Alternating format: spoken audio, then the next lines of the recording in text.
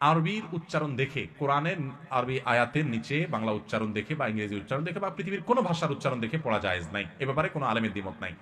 হয় নিজে পুরো আরবিটা সরাসরি পড়ার চেষ্টা করবেন, না হলে শিখবেন, আর না হলে শুনবেন মনোযোগ দিয়া। কিন্তু কোনো ভাষার উচ্চারণ দিয়ে আপনার কোনো ভাষার প্রপার উচ্চারণ করা সম্ভব হয় না, বিকৃতি ঘটে। আল্লাহর কালাম তেলাওয়াত করতে যায় উল্টাপাল্টা হয়ে যাবে, কারণ আরবি বর্ণগুলার সবগুলোর আপনার প্রতিবর্ণ বাংলায় নাই।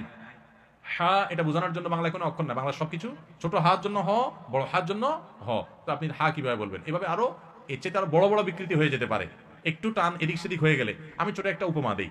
ধরুন আমরা আহ, বলি ভাবি বা ভাবা।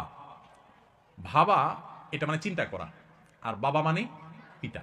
জাস্ট একটু বটাকে একটু চাপ দিয়ে বললাম ভাবা, তাহলে তার অর্থ কি? চিন্তা করা।